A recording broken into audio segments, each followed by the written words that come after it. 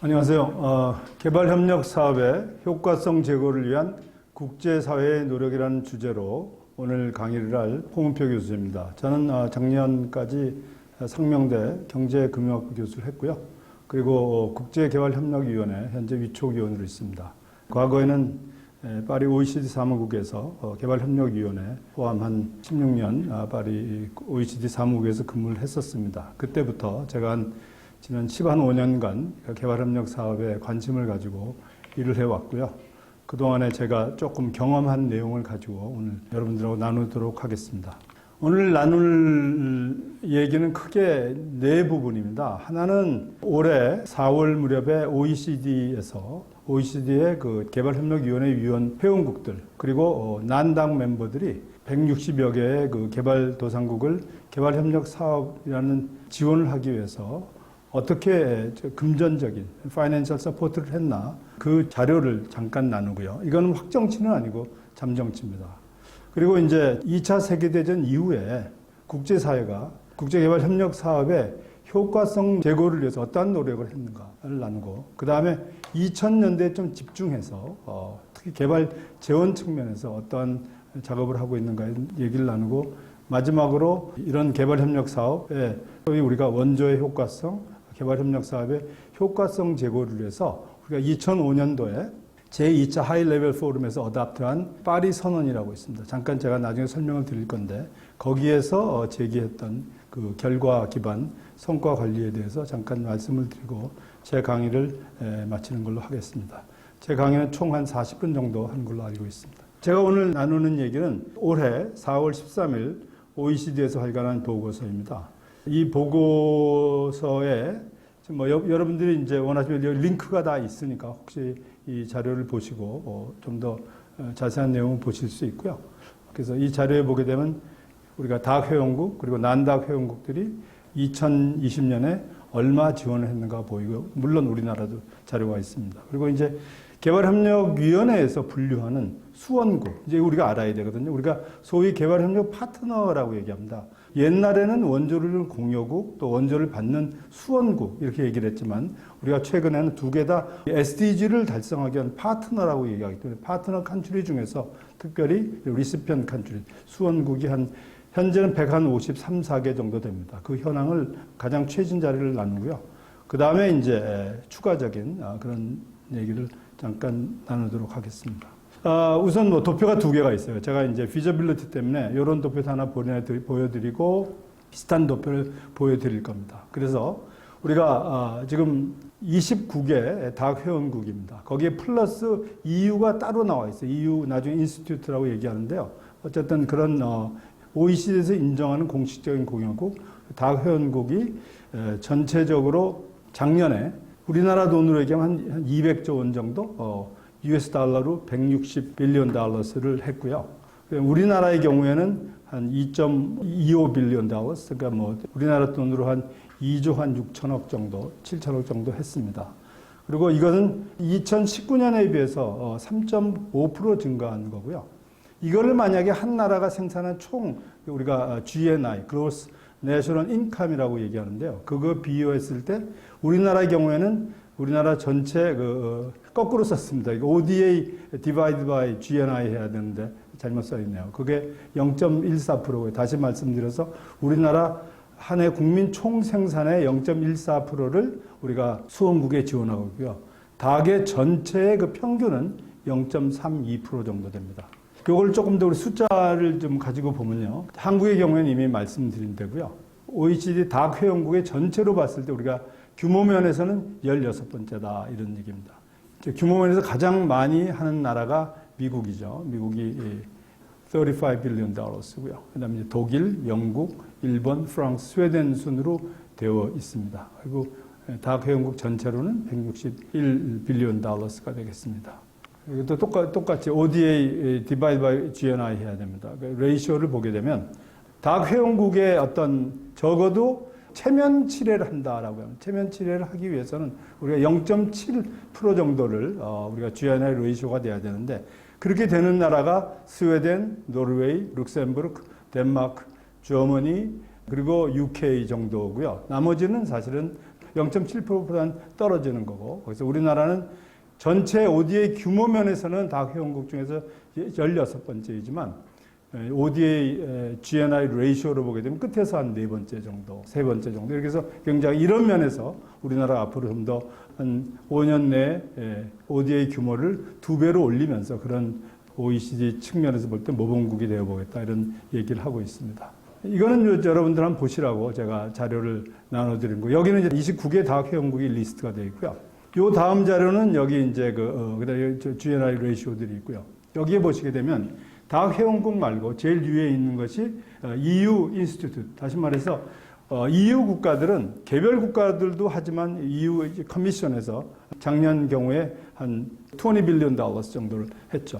그리고 난당 멤버들, 다시 말해서 OECD 회원국인데 아직 이제 OECD 회원국이 되기 위해서는 우리나라가 2009년도에 OECD 회원국이 되기 위해서 우리가 평가를 받았을 때 전체 7개의 캐테고리를 받았습니다. 그래서 그런 것들이 통과가 되면 이제 OECD 회원국이 되는데 다학 OECD 회원국 중에서 다학 회원국이 됩니다. 그렇지만 현재 전체 OECD 회원국이 38개 중에서 29개국만이 다학의 멤버고요. 나머지 나라들은 다학 멤버가 아닙니다.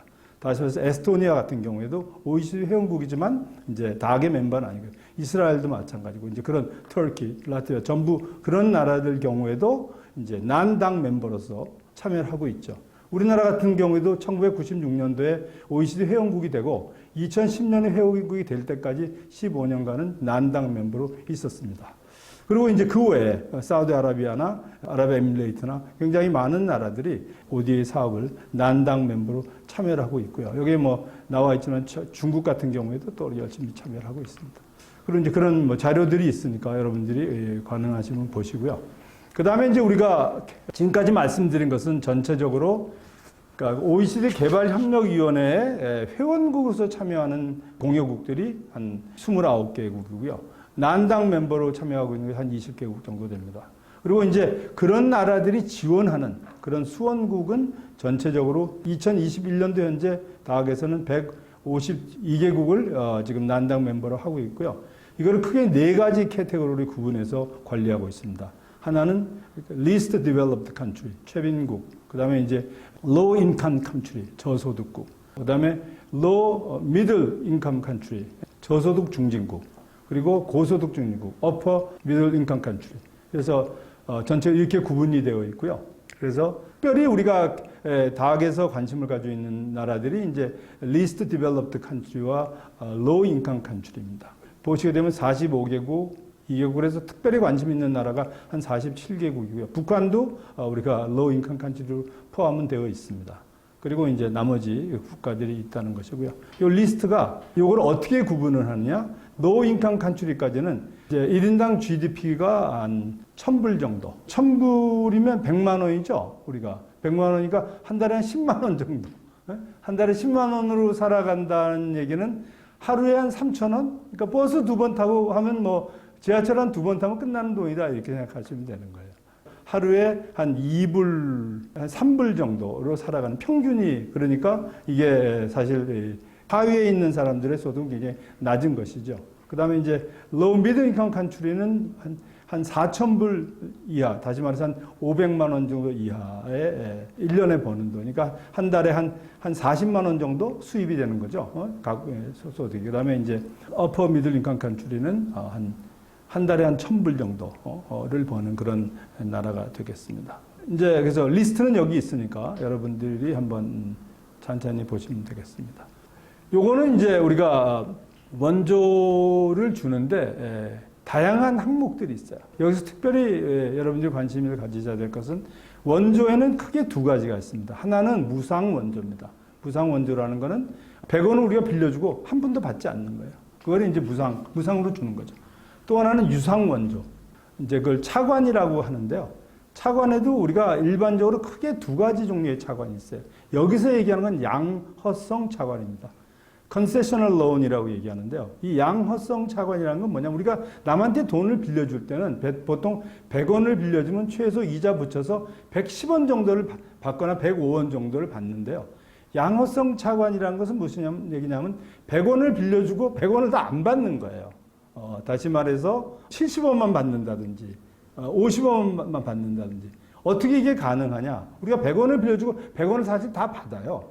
받는데 그 100원을 빌려주고 10년 뒤에 갚아라. 그러면 우리가 현재 가치를 10년 후에 100원이라는 건 현재로 보게 되면 우리가 뭐 여러 가지 상황으로 보면 50원도 안 되잖아요. 그죠? 그러니까 우리가 다 받더라도 그만큼 이제 적게 받는 걸 우리가 양허성 차관이라고 얘기하고 우리가 차관 중에서 받지 않는 부분 그걸 우리가 증여율이라고 얘기를 합니다. 그런 얘기들이 이제 나중에 좀 나눠질 건데 어쨌든 여기 보시게 되면 그 일본 같은 경우에 이제 같은 우리가 원조를 주더라도 ODA를 주더라도 차관 부분이 굉장히 더 많이 있고요. 지금 UK나 벨기움이나 이런 데는 차관 부분이 굉장히 적고 또 우리나라 같은 경우에도 전체 ODA 규모의 한 40% 정도가 차관이다 이렇게 보시면 되겠습니다. 그리고 이제 요거는 작년에 우리가 COVID-19 이거가 굉장히 좀 심각했거든요. 그래서 작년에 사실은 여러 가지 ODA 사업을 하기 굉장히 어려웠습니다. 왜냐하면 해외로 나가기도 어렵고 사실 중요한 사업이 있지만 작년에 개도국에서도 코비드 문제가 굉장히 심각했기 때문에 굉장히 많은 나라들이 특히 EU 코비드 19을 하기 위해서 굉장히 많은 돈을 썼고요. 우리나라 제일 끝에 있는데요. 우리나라도 파란색, 하늘색으로 표시되어 있는 게 이제 코비드 그쪽에 얼만큼 썼는가 얘기인데 한국도 굉장히 그쪽에 적극적으로 했고 특히 한국은 우리 EDCF 차관, 그러니까 수출입은행에서 한 차관 쪽에서 그런 일이 좀 많이 있었다 하는 걸 말씀드리겠습니다. 그 다음 장으로 넘어가기 위해서 하여간 계속 문제가 되고 있는 거는 우리가 좀 이따 나중에 말씀드릴 그 Sustainable Development Goals, SDG 17개의 고를 달성하는데 지금 현재 쓰고 있는 200조 원, 당 멤버들이 하는 또 이 지금 난당 멤버들이 하는 100조 원, 또 다양한 우리 프라이빗 섹터들이 하는 그런 돈 다 합쳐도 굉장히 재정이 많이 필요하다 하는 겁니다. 이런 부분이 앞으로 우리가 좀 나눌 얘기고요. 제가 여기 링크들은 다 달아드렸으니까 시간 되시면 한 번씩 보시도록 하십시오. 자, 여기까지가 이제 2020년에 20년 동안에 우리가 다 회원국들이 우리 152개 그 수원국들을 지원하기 위해서 재정적으로 어떠한 액티비티를 했는가를 나눴고요. 그 다음에 이제 우리가 과거로 좀 돌아가서 우리가 이제 이게 사실은 제가 듣기로 우리가 초보자 우리 처음 이제 우리 입문 코र्스라고 말씀을 하시더라고요. 그래서 모든 것을 입문을 하기 위해서는 역사를 조금 알아야 됩니다. 역사를 알아야 되고 또 개념에 대한 정립이 굉장히 중요하거든요. 그래서 우선적으로 도대체 개발 협력 사업 우리가 개발과 협력이 아니고요. 영어로도 development and cooperation이 아니고 이건 development cooperation이라는 한 단어입니다. 우리 개발 경제학이 아니고 이거는 개발 협력 사업이라는 이거에 대한 이해가 좀 필요하시고요. 그래서 이러한 개발 협력 사업, 그러니까 ODA라는 것은 개발 협력 사업을 수행하는 데 쓰이는 돈이거든요. 그래서 ODA 개발 협력 사업의 핵심 요소, 다시 ODA 사업의 핵심 요소. 제가 왜 두 개를 썼냐면 어떤 사람들은 굉장히 개발 협력 사업을 ODA 사업이라고 부르는 사람들이 꽤 많이 있어요. 이제 앞으로는 여러분 이 수업을 듣고 나면 ODA는 공적인 부분인데 사실 지금 현재는 우리가 프라이빗 쪽에서 굉장히 많은 이런 걸 하고 있거든요. 그런 면에서 조금 이제 우리가 단어 사용에서 조절할 필요가 있다는 걸 느끼시게 될 거예요. 어쨌든 개발협력 사업, ODA 사업의 핵심 요소가 도대체 무엇이냐? 그리고 개발협력 사업의 역사가 어떻게 되는가? 그리고 현재 이제 개발협력 사업이 어떻게 진행되고 있는가? 그리고 궁극적으로는 사업을 하는 것도 굉장히 중요하지만 개도국에서 어떤 성과가 나타나야 되거든요. 그 성과, 다시 말해 효과성을 제고하기 위해서 어떠한 수단이 필요한가에 대해서 잠깐 얘기를 나누도록 하겠습니다. 사실 요 한 슬라이드만 가지고 한 시간을 얘기해야 되는 사실 얘기, 굉장히 많은 얘기들이 있는데 어쨌든 잠깐 그냥 인트로덕션으로 얘기를 하고 가겠습니다. 자, 개발협력 사업의 정의가 무엇이냐? 그것은 바로 현재는 우리가 15년 9월달 유엔 총회에서 우리 반기문 총장님이 사무총장을 하실 때 그때 채택된 그 17개의 골, 다시 말해서 2016년부터 2030년까지 글로벌 커뮤니티가 수행할 그 사업이 바로 SDG입니다. Sustainable Development Goals. 그래서 any effort to promote SDG가 이게 개발협력 사업이고 또 그럼에도 불구하고 우리나라 한국 같은 경우는 우리가 한국의 어떤 개발협력 전략 여러 가지 목표들이 있거든요. 또 우리가 이 다회원국 29개 나라들도 마찬가지고 또 수원국들도 마찬가지입니다. 그래서 특별한 그 사람들이 가지고 있는 우선적으로 중요하게 생각하는 goals of donors and partners가 있다는 겁니다. 그래서 개발협력 사업이라는 것은 기본적으로는 글로벌리는 SDG를 2030년까지 달성하는 것. 확실히 그렇게 되어 있다는 거고요. SDG는 이제 무엇이라는 얘기를 제가 말씀을 드렸고요. 이 개발협력 사업이 이제 화살표 왼쪽에 있는 것은 과거였고요. 오른쪽으로 갈수록 현재와 미래에 가는 얘기입니다. 과거에 60년대, 70년대는 개발협력 사업의 목표가 경제개발이었습니다. 나중에 설명드리겠습니다. 그러다가 2000년에 들어와서 이제 MDG라는 Millennium Development Goals 15년 동안 한 겁니다. 이 사업은 경제 쪽은 거의 없고 사회 개발에 집중을 했어요. 그러다가 이제 2016년부터 경제, 사회 부분을 통합해서 하는 개발이 그것도 서스테이너블하게 하는 것이 SDG 목표가 되겠습니다. 그리고 이제 개발협력 사업은 보통은 프로젝트, 그러니까 하나의 사업, 예를 들면 다리 하나를 건설한다든지, 예를 들면 도로 하나를 닦는다든지, 뭐 이런 어떤 프로젝트에서 프로그램 어프로치. 다시 말해서 왜 우리가 도로도 놔야 되지만 도로만 있어서는 안 되죠. 다리도 놔야 되고, 다리가 낮으면 도시도 건설을 해야 되고, 도시가 있으려면 거기에 도시가 살아가서 생태계들이 만들어져야지 자체적으로 돌아갈 수 있기 때문에 그 전체를 다 포함시키는 것. 이걸 우리가 프로그램이라고 얘기합니다. 그래서 이 프로그램은 하나의 프로젝트가 될 수 있지만 여러 개의 프로젝트가 될 수 있는 그런 것들을 우리 요즘에는 프로그램 어프로치로 가고 있고요. 옛날에는 지역적인 거였어요. 근데 지금은 글로벌리 같이 하고 있다 하는 거고요. 과거에는 그러니까 ODA라는 말이 그겁니다. 공공 섹터가, 퍼블릭 섹터가 주로 펀딩을 했는데요.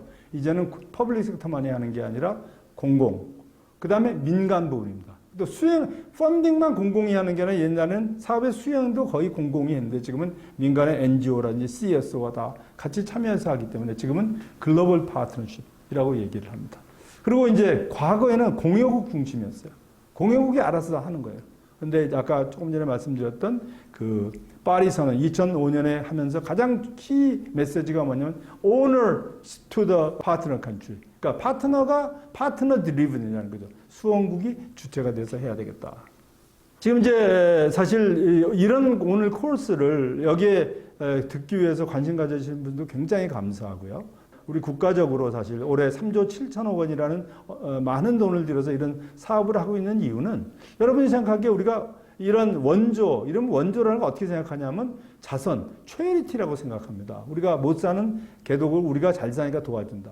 더 이상 이 ODA는 최리티가 아닙니다. 이거는 우리가 세금을 내듯이, 그러니까 우리가 글로벌 시티즌으로 살기 위해서, 왜냐하면 한국 같은 경우에 이 작은 나라가 세계 거의 뭐 5대 무역 대국입니다. 무역이라는 거는 우리나라가 다른 나라로 거래를 하는 거거든요.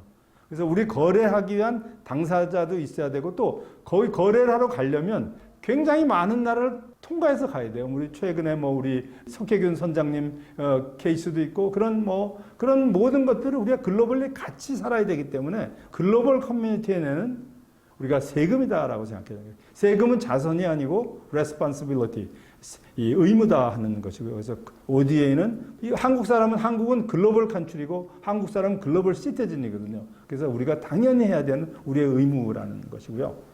이제 옛날에는 기본적으로 이 ODA 사업을 진행하는 데 있어서 지금까지도 사실 산소 마스크예요. 산소 마스크라는 건 뭐냐면요. 돌아가실 분들을 돌아가시지 않기 위해서 산소 마스크를 씌워주는 거예요.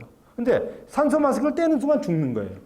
그러니까 우리나라는 지금 우리가 여러 가지 코비드 문제가 생기고 이럴 때 우리 세금을 걷어서 하지만 많은 개도국들은 그 자기네 나라 경제 발전할 수 있는 스스로 세금을 제너레이트 할 수 없습니다. 그래서 이런 많은 것들을 이제 이런 국제사회에서 지원을 받았는데 이것이 산소 마스크가 되어 있는 거예요. 셀프 제너레이팅, domestic resource mobilization. 이게 뭐냐면 개도국 스스로가 필요한, 다시 말해서 공여국에서 지원해준 ODA 자금이나 이런 자금들은 하나의 마중물이고요. 이 마중물을 가지고 스스로 펌핑해서 스스로가 필요한 돈을 제너레이트 할 수 있는 셀프 제너레이션 아니면 domestic resource mobilization이라는 쪽으로 가고 있다는 겁니다. 과거에는 사업을 수행하는 execution이 중요했습니다. 중요했는데 1988년이나 돼서야 평가에 대한 얘기가 나옵니다. 그래서 평가를 하게 되고요. 이제는 평가 자체가 중요한 게 아니라 환류가 더 중요하거든요. 그래서 우리가 result based management, 오늘 강의의 제일 마지막에 될 얘기인데 그러한 얘기를 요즘은 하고 있고요. 그리고 이제 이런 것들을 하기 위해서 굉장히 다양한 수단으로 하고 있다. 그래서 원조, 아니면 개발 효과성 제고를 위해서 우리가 다양한 사업을 하고 있다는 겁니다. 사실 하나하나가 거기 보면 굉장히 다양한 수단들이 여기 많이 써 있는데 뭐 오늘 일일이 얘기할 시간은 없고요. 약간 이런 것들이 있다는 걸 그냥 소개하는 정도로 얘기하겠습니다. 여기서 이제 이 개발협력의 사업에 대해서 잘 이해를 해야 되는데 가장 중요한 게 뭐냐면 이걸 혼자 하는 게 아닙니다.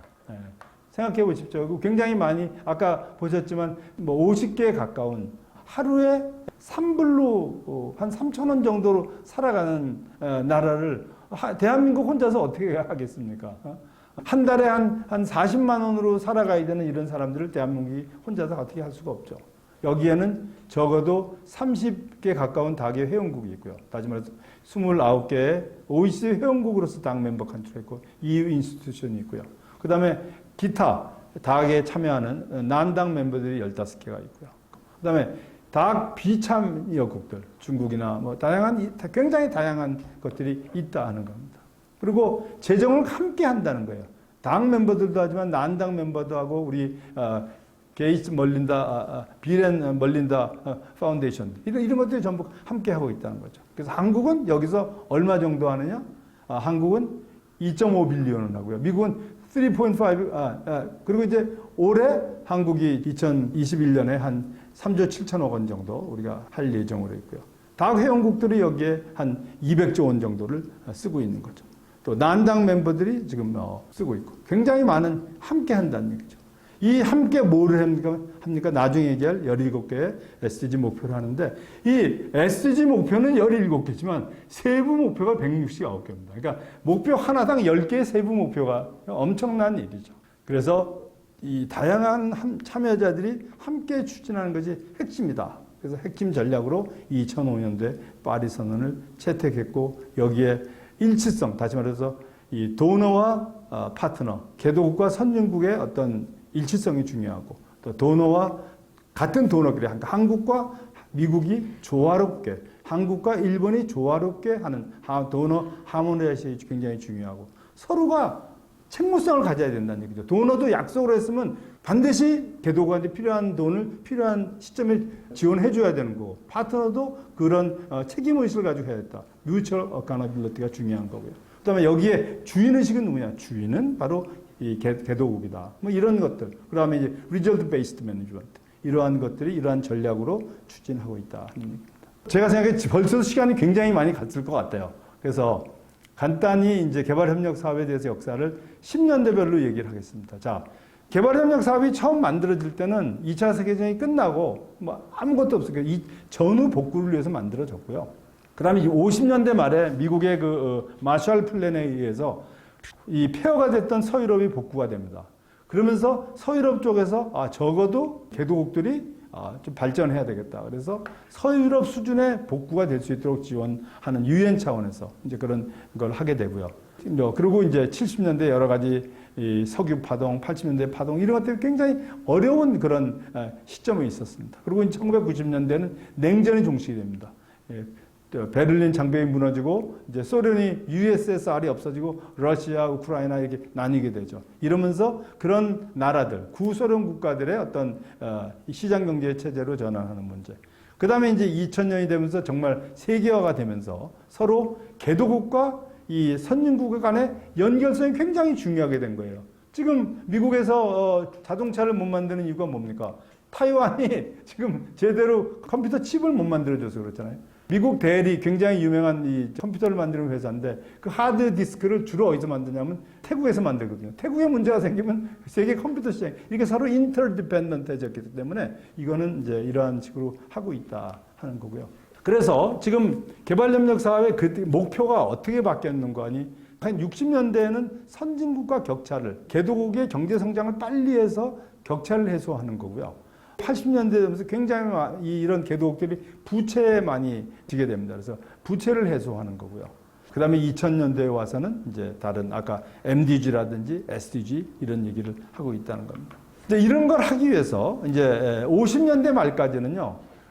사실은 지금 여러분들은 뭐 유엔이라든지 월드뱅크라든지 이런 국제 다자간 협력체가 당연한 것으로 받아들이지만 1945년도 전에 하나도 없었습니다. 그래서 2차 세계대전이 끝나면서 국제 어떤 그 무역 이런 걸 하기 위해서 다양한 이런 협의체가 만들어진다. 유엔도 만들어지고 월드뱅크도 만들어지고 IMF도 만들어지고 뭐 다양한 것들이 만들어지죠. 그리고 이제 미국에서 미국의 국무장관이었던 마샬이 이 서유럽을 도와주기 위해서 마샬 플랜 이런 걸 하게 됩니다.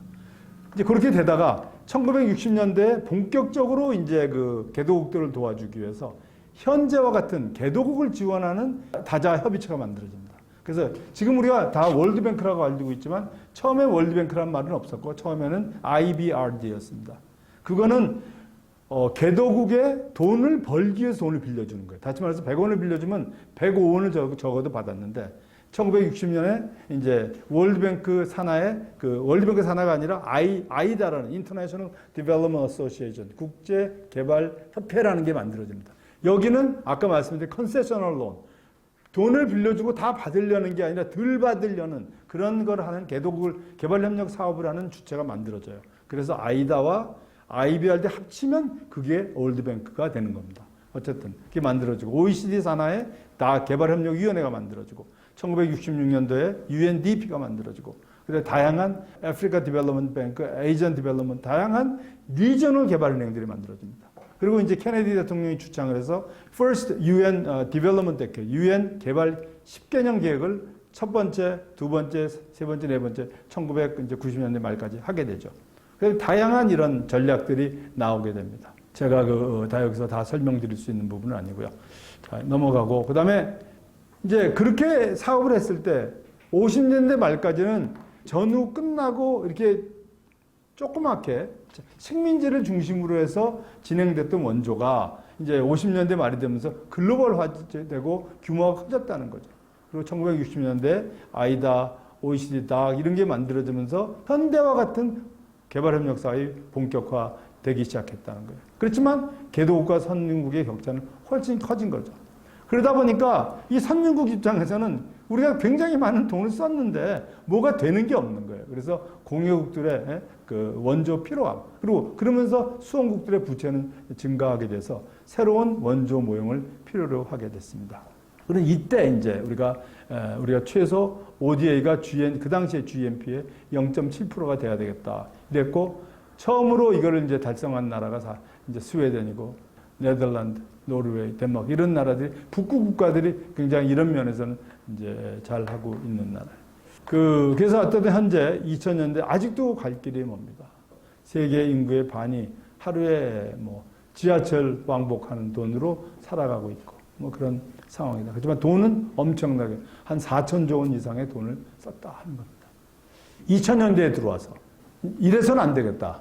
그래서 1996년도에 OECD에서 이제 개발협력 사업에 대한 새로운 전략을 이야기해야 됩니다. 그 전략의 결과로 나온 것이 MDG, Millennium Development Goals라는 얘기가 나오고요. 그래서 그것을 15년간 수행하고 또 이제 2016년부터 SDG를 하고 있습니다. 아까 얘기한 그런 여러 가지 원조 재원이 부족하기 때문에 ODA를 좀 현대화하고 이런 이제 움직임으로 가고 있습니다. 그래서 MDG는 이제 우리가 아까 말씀드린 1996년도에 OECD에서 이제 우리가 21세기 뉴 밀레니엄을 기대하면서요.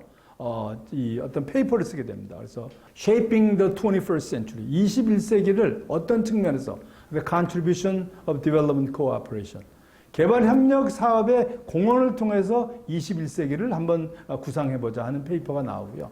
여기에서 여기 있는 8개의 골 8개의 골을 제안하게 됩니다. 8개의 골은 최소한이에요. 그러니까 적어도 우리가 극빈, 다시 말해서 그 당시에는 하루에 2불 미만으로 사는 사람들을 없애야 되겠다. eradicate, 없애야 되겠다. extreme poverty를 없애야 되겠다. extreme hunger, 이런 걸 없애야 되겠다. 두 번째는 초등학교 정도는 맞춰야 되겠다. achieve universal primary education. 최소한 초등학교는 졸업해야 될 거 아니냐. 이제 남녀 이런 성평등을 갖춰야 되겠다. 그리고 적어도 여성들의 어떤 지위를 권익을 향상해야 되겠다. 여기까지가 소셜 얘기고요. 그다음에 4번, 5번, 6번은 전부 기초적인 건강에 대한 얘기입니다. 산모의 건강을 좀 해야 되겠다. 그다음에 아이들 유영아 사망률을 좀 줄여야 되겠다. 그리고 아주 지금 우리 경험하고 있는 코비드-19 같은 HIV, 에이즈 바이러스, 말라리아 이런 것들을 전염병으로 해방이 돼야 되겠다. 그리고 이제 7번째가 우리가 지속 가능한 환경을 유지해야 되겠다. 그리고 이걸 하기 위해서 우리가 보다 글로벌 파트너십을 해야 돼. 이것이 굉장히 아주 기초적인 고를 가지고 15년 동안 사업을 했습니다. 이 사업을 이거는 목표였고요. 이 목표를 하려니까 그냥 둬서는 안 되겠다는 거죠. 이 목표를 달성하기 위해서는 뭔가 수단이 있어야 되겠다는 거예요. 그게 aid effectiveness라는 얘기입니다. aid effectiveness를 서포트하기 위해서 이 파리 선언이라는 5개의 핵심 원리, 5개의 필라를 56개의 실행 수단을 가진 이런 걸 만든 거예요. 그것이 아까 제가 이미 말씀드렸던 대로 1번, 오너십이 반드시 개도국이 가져야 되겠다. 파트너 컨트리가 가져야 되겠다. 두 번째는 이 얼라이먼트, 원조 조화성, 도너와 파트너 간의 원조가 조화로워야 되겠다. 그러니까 쉽게 말해서 뭐냐면 오너십을 파트너 컨트리가 가지고 있지만 파트너 컨트리의 경험이 없으니까 이 도너의 경험을 가지고 지원해 주는 거죠. 하지만 도너가 끌고 가는 게 아니다는 거죠. 그다음에 도너끼리 서로가 소통을 잘해서 보다 좋은 효과가 나오도록 해야 되겠다. 그리고 이제 이 모든 것을 우리가 나중에 결과가 무엇인지 잠깐 말씀을 드릴 건데 결과를 보고해야지 이런 수단만 해서는 안 되겠다.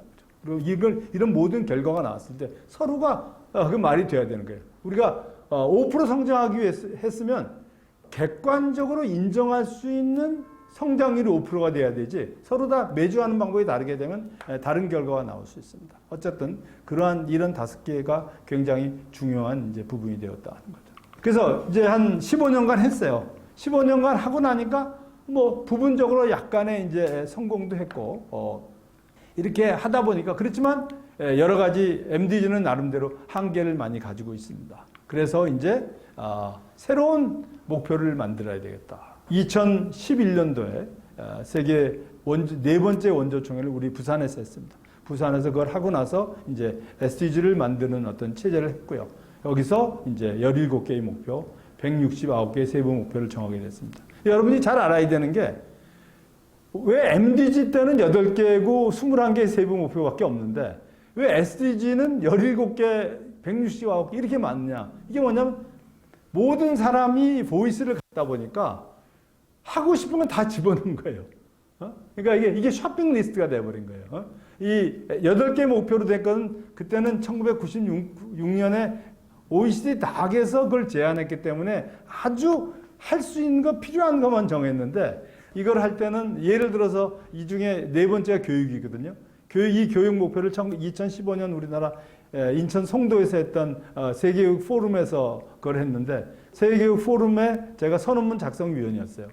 그때도 뭐 각국에서 다 와서 다 집어넣기 때문에 우리가 선언문을 한 서너 페이지 정도로 만들었던 선언문이 한 20페이지가 돼버린 거예요. 그러니까 이런 식으로 해서 너무 많이 들어간 거죠. 어쨌든 그러다 보니까 MDG에서는 없던 경제성장 이쪽 부분이 굉장히 많이 포함되었다 하는 것 그렇게 이해하시면 되고요. 17개 SDG 그래도 스틸 1번과 2번은 MDG의 골입니다. 빈곤을 대체하고 기아를 예소하는 것.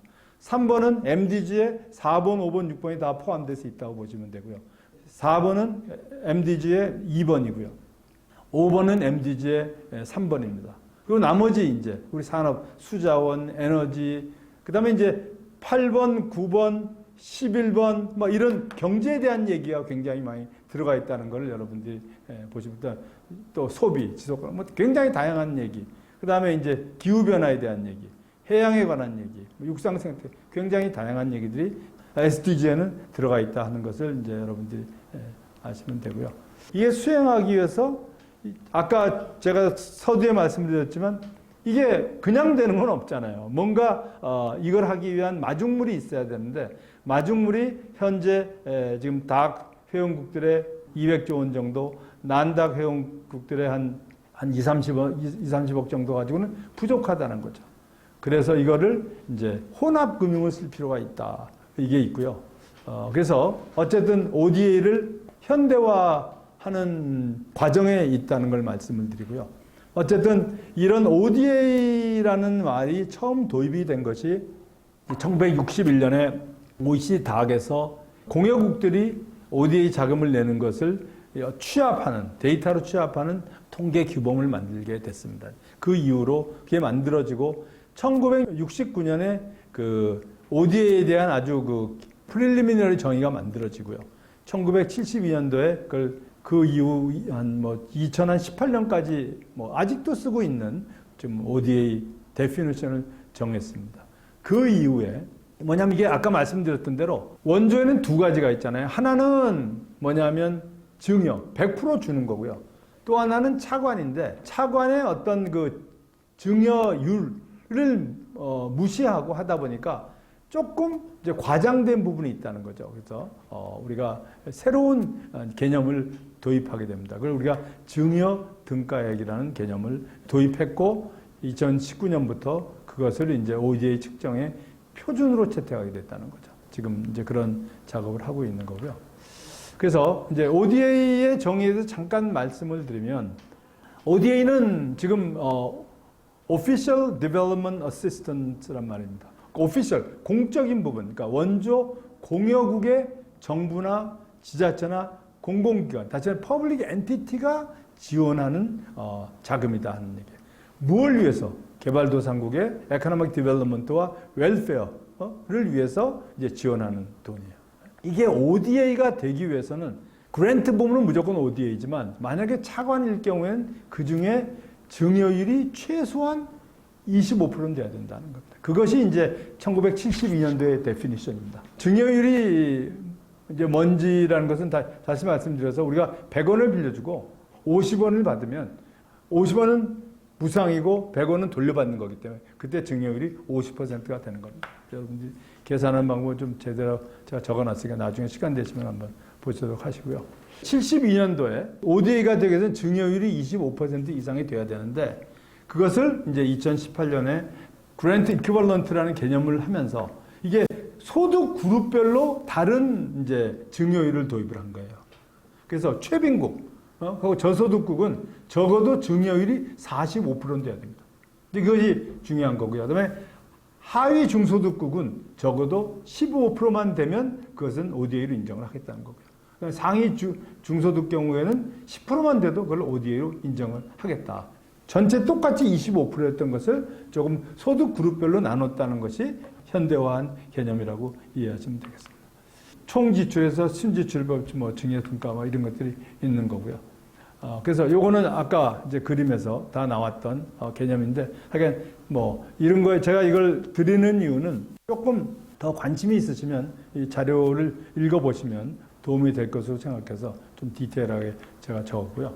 왜 그러면 이런 증여 등가액, 그랜트 이퀴벌런트 ODA를 도입을 했느냐? 그 이유는 최근까지 무상과 유상 원조는 동일한 방식으로 평가돼야 돼요. 다시 말씀드려서 무상 100만 원을 주는 것과 유상 100만 원을 중에 또 그렇게 했을 때는 200만 원이 되는 거예요. 근데 유상인데 어떤 나라는 증여율이 50%예요. 증여율이 50%니까 150만 원이 무상이고 50만 원이 유상인데 어떤 면에서. 근데 어떤 나라는 무상이 100만 원이고 유상이 100만 원인데 그중에 증여율이 80%예요. 그러면 실질적으로 이런 나라들은 180%가 무상이고 유상이 20%밖에 안 똑같이 인정을 한다는 거죠.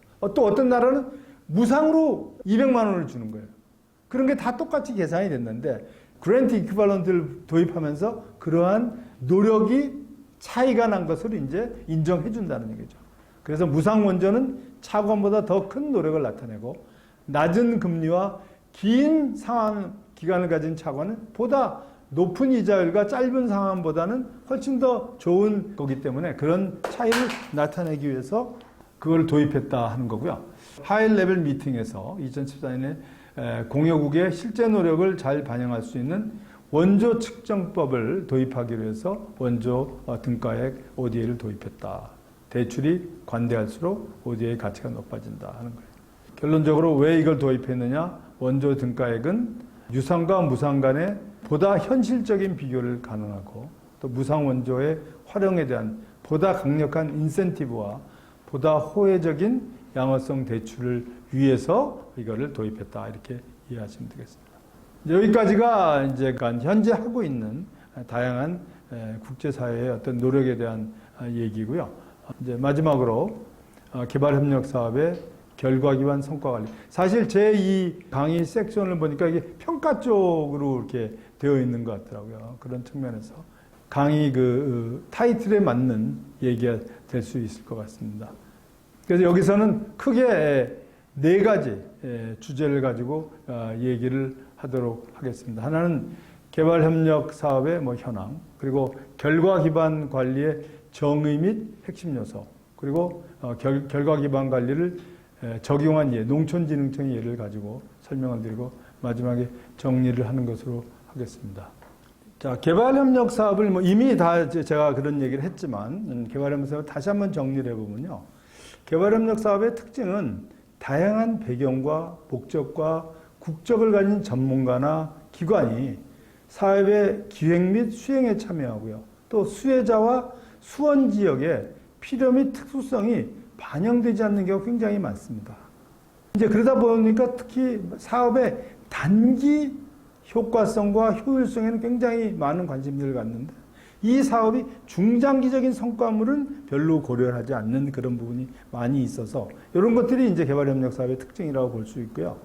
다시 말씀을 드리면 개발협력 사업을 추진할 때 반드시 고려해야 될 것이 수원자 및 수원 지역의 필요, 특수성이 반영되어 있는가 하는 겁니다. 그리고 수원자가, 그러니까 수원 지역이, 수원국이 언제 어떤 혜택을, 어떤 영향을 받을지 알고 있는가를 알아야 된다. 개발협력 사업을 통해서 달성 가능한 명확한 단, 중, 장기의 목표, 결과물, 성과지표 이런 것들이 과연 있는가 하는 겁니다. 이제 그걸 고려해야 된다는 거예요. 결과 기반 관리의 정의 및 주요 개념을 말씀을 드리면요. 영어로 Result Based Performance Management라는 얘기입니다. 줄여서 RBM이라고 얘기하는데요. 이거의 정의는 뭐냐면 결과 기반 관리는 사업 관리 절차 및 전략입니다. 다시 말해서 우리는 성과 관리, 이거 이제 성과 관리라고 번역을 해놓고요. 우리나라에서 성과를 달성했느냐 못했느냐를 그걸 보는 게 결과물 아닙니다. 이거는 프로세스라는 거죠. 관리 전략이고 절차라는 얘기죠. 좀 풀어서 설명을 드리면 사업의 단, 중, 장기 목적을 효율적, 효과적으로 달성하고 이를 확장, 지속하기 위해서 단, 중, 장기 결과물에 기반한 환류 루프를 활용하는 사업 관리 전략 및 절차. 그러니까 결과 기반 관리는 관리지 이것이 성과를 보는 것이 아니다 하는 얘기입니다. 영어로 OECD에서 Management Strategy and Process aimed at achieving important changes in the way organization operate. organization operate 하는 얘기입니다. With improving performance in terms of results as central orientation이라는 게 이제 OECD에서 한 definition이고요. 제가 오늘 여기서 결과 기반 성과 관리에 대해서 설명할 얘기는 이거를 풀어서 제가 설명하는 겁니다. 그래서 자, 목적이라는 게 뭐냐? 목적은 성과의 효율적, 효과적 달성 및 지속적 확장 및 제고하는 것이 목적이지 어떤 성과를 다리면 다리 하나 건설하는 것이 이 개발협력 사업의 목적은 아니다 하는 거예요. 이걸 하기 위해서 반드시 필요한 3가지가 뭐냐면 why, what, and how입니다. 그래서 why, 왜 이걸 해요? 수혜자 입장에서 비전, 중장기 상위 목적이 있어야 된다는 거고요. what to produce, 그것이 바로 목적과 산출물과 성과물입니다. 그러니까 산출물은 우리가 아웃풋이라고 얘기하고요. 성과물은 아웃컴이라고 얘기하거든요. 그래서 여기서 보다 중요한 건 아웃컴 측면이라는 거고요. 그럼 이걸 어떻게 달성하느냐? 이 달성하는 것이 지속적인 관리인데 지속적 관리의 키가 환류, 피드백이다 하는 것입니다. 굉장히 중요한 것은 여기서 what을 정의해서 what은 당연히 달성 가능해야 되고요. 측정 가능해야 된다 하는 겁니다. 그래서 결과 기반 성과 관리의 가장 중요한 개념은 크게 이제 3가지인데 하나는 매니지먼트가 핵심어라는 겁니다. 여기에 주어는 매니지먼트, 관리라는 말이고요. 그 다음에 이제 피드백, 그 관리하는 핵심 방법이 피드백을 환류를 통해서 한다는 거고요. 여기서 결과물 리절트라는 것은요 뭐냐면 지속적으로 개선되는 산출물이나 성과물이라는 거예요. Continuously improved. 그래서 단기적인 목표에만 치중하는 것이 아니고 중장기적인 목표를 고려해야 된다 하는 거가 되겠습니다. 그래서 결과 기반 성과 관리를 하는데 가장 중요한 게 뭐냐? 목적과 목표를 잘 선정해야 됩니다. 근데 아까 말씀드렸던 목표와 목적은 반드시 달성 가능해야 되고 측정 가능해야 된다 하는 것을 말씀드리고요. 주요 핵심 요소가 결과물과 성과물과 산출물이라고 얘기했는데 결과물 다시 말씀드린 결과물은 지속적으로 개선되는 성과물이다 하는 거예요. 단기에 달성된 성과물이 지속적으로 제고돼서 중기의 성과물로 나타나야 되고 중기 성과물이 장기 성과물로 나타나야 된다 하는 겁니다. 그래서 산출물은 주로 사업 종료 시에 감지할 수 있는 사업의 단기 목표와 직결된 생산물이고요. 성과물은 사업의 산출물, 아웃풋이 변화돼서 또 다른 성과로 나타나는 것들입니다. 다시 예를 들어서 잠깐 설명을 드리면요. 학교 신설과 신설에 대해서 얘기를 하게 되면 우리가 학교를 신설하는 것은 말하자면 산출물입니다. 단기적인. 하지만 학교를 왜 만듭니까? 학교는 학생들 공부시키기 위해서 만드는 거잖아요. 그래서 중기 성과물은 학교로 인해서 좋아진, 제고된 학생들의 학업 성취도입니다. 학생들이 학교에 왜 갑니까? 궁극적으로 뭐예요? 공부해서 좋은 잡을 잡아서 소득을 높이려고 하는 거잖아요. 장기 성과물은 뭐냐? 이건 바로 취업 증가율이나 소득 증대가 된다는 거죠. 이런 것들이 단기, 장기, 중기다 이런 성과물들이 연결되어야 된다 하는 것입니다. 이걸 하는데 굉장히 좋은 툴이 이 프로젝트 디자인 매트릭스라는 겁니다. 뭐 제가 오늘 설명을 드릴 수 있는 시간은 없어요. 근데 어쨌든 프로젝트 디자인 매트릭스는 제일 first column에는 이런 기관의 사업 목적, 목표 등이 있고 단, 중, 장기 이 성과물을 디파인하고 거기에 또 이 산출물도 디파인하고 그다음에 이걸 하기 위해서 필요한 활동들 정의가 됩니다.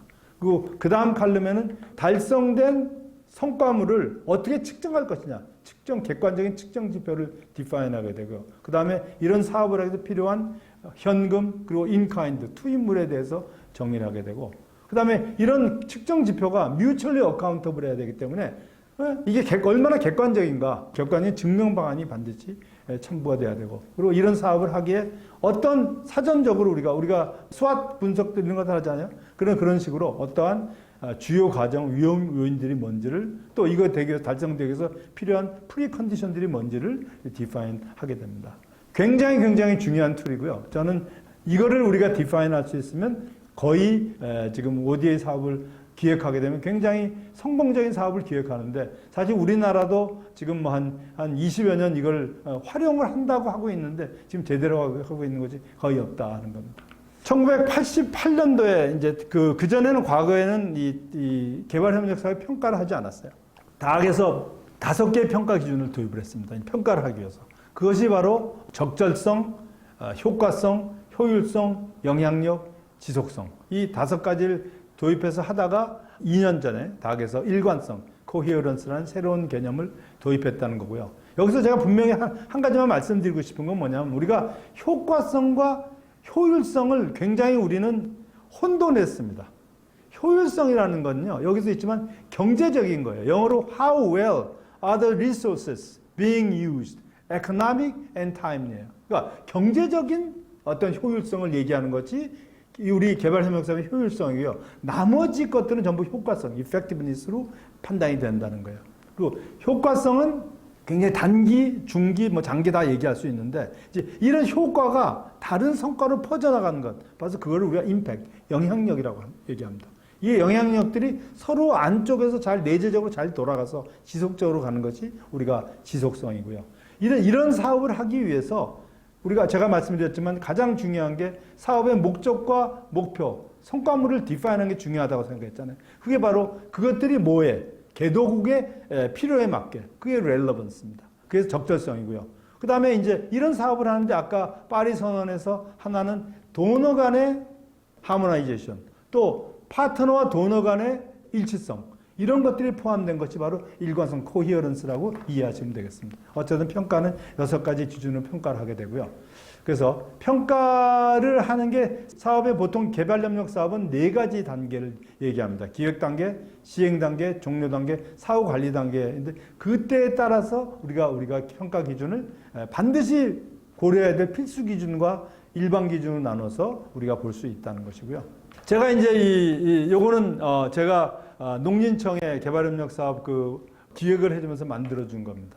사실 여기에 지금 제일 위에 보게 되면 판단 기준, 다이아몬드 모양의 판단 기준으로 되어 있고 두 개의 파란 선이 활류로 되어 있거든요. 그 활류 그림을 이런 도표로 그려낸 사람이 제가 처음으로 그린 사람입니다. 그래서 이거는 뭐냐면, 그리고 여기에 보시게 되면 이 정보 해가지고 인풋 데이터와 아웃풋 데이터가 그냥 인터링크 돼서 돌아가게 돼 있어요. 살색이 인풋 데이터고요. 인풋 데이터를 집어넣어서 그 결과로 물로 나오는 게 다 이제 파란색 박스에 있는 아웃풋 데이터입니다. 이 데이터베이스를 가지고 돌리게 되면 다 여러 가지 사업하는 굉장히 좋은 모듈이 될 수 있습니다. 그래서 이제 우리 시간이 없으니까 정리를 해보면, 다시 말씀드려서 우리 리절트 베이스드 매니지먼트에 정류되지만 개발 협력 사업의 정리가 되겠습니다.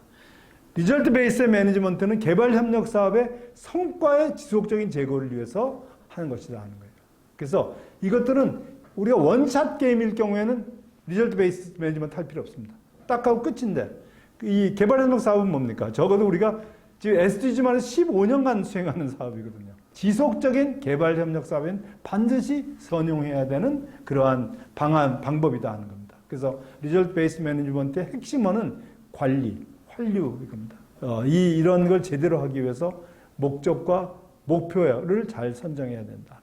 그래서 목적과 목표는 사업 기간 내에 달성 및 측정이 가능한 목적과 목표를 정해야 된다는 얘기입니다. 우리나라 많은 개발협력 사업을 하는 기관에서 측정하지 않은 목표를 정해놓고 자기네 목표를 측정하지 못한다고 그것이 맞는 것처럼 얘기를 하는 거예요. 그건 굉장히 잘못된 것이다.